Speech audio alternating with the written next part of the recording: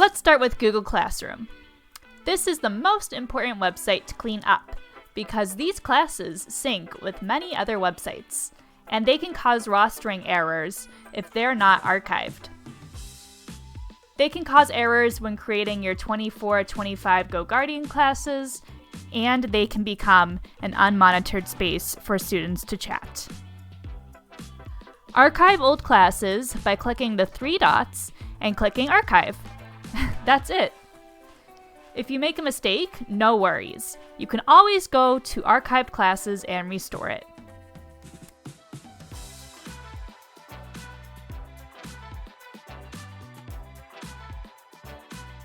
You can keep those classes, but ensure that you're keeping them up to date with the correct students and that you're renaming them. This goes for any other website that is syncing with these Google Classrooms.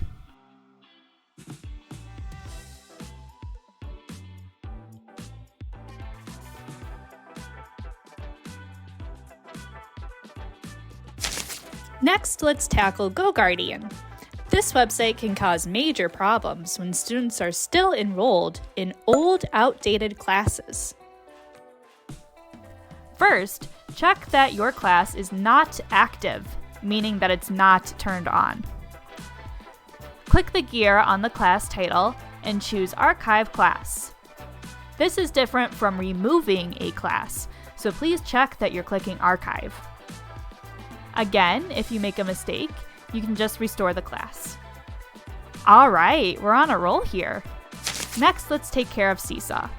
Again, even if you haven't used SeeSaw last school year, you may have old classes from past years that need archiving. It's especially confusing for students when they see old classes cluttering up their side menu. And we can't move students to a different school when they're still enrolled in classes in their old school. Let's open a class and click the wrench. Scroll to the bottom and choose Archive Class. If you make a mistake, go to the gear next to your profile picture and choose Account Settings. Scroll down and pick Manage Archived Classes to restore it.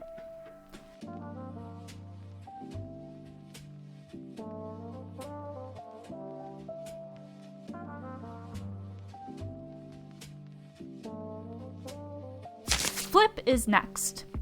Again, even if you haven't used Flip recently, you should double check that your groups are archived so students can't submit new videos or comments. To archive a group, you'll click the three dots next to the Share button and choose Archive. Click Yes, that's okay. If you make a mistake, click your profile picture and choose Manage Groups. From there, you can click the Archived Groups tab, click the Archive button, and activate group. Next is Book Creator. We've seen students chatting with each other through books in unmonitored libraries, so it's especially important to archive the old libraries. First, make sure you stop publishing the books if you have that turned on. Go to Share, Published Online, and click Stop Publishing twice. Once all the books are unpublished, go to the three dots and choose Archive Library.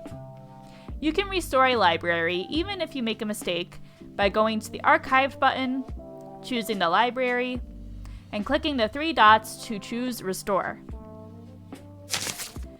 Classkick is next. It's a good idea to hide old classes and lock your roster so students no longer see old assignments in their dashboard and new students won't be added to outdated classes. Hiding is Classkick's version of archiving. Lock your roster by clicking the class name, going to the three dots, Lock Options, and check marking the very first option that says Lock this roster. Click a roster and check the Hide box next to the roster that you want to hide.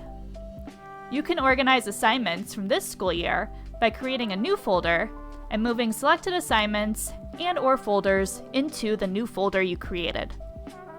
When you need them next school year, simply move the assignment or folder back to your assignment tab. And finally, we'll do a speed run of the last few sites. These sites won't cause issues if they're left alone, but you may still want to clean them up just as a best practice so students don't get confused next school year when they see their old classes.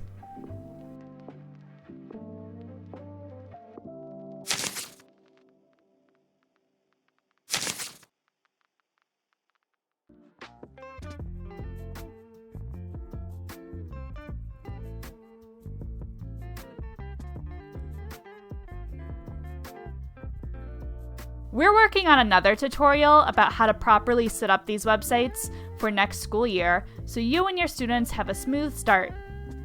If that's something you're interested in, be sure to like and subscribe.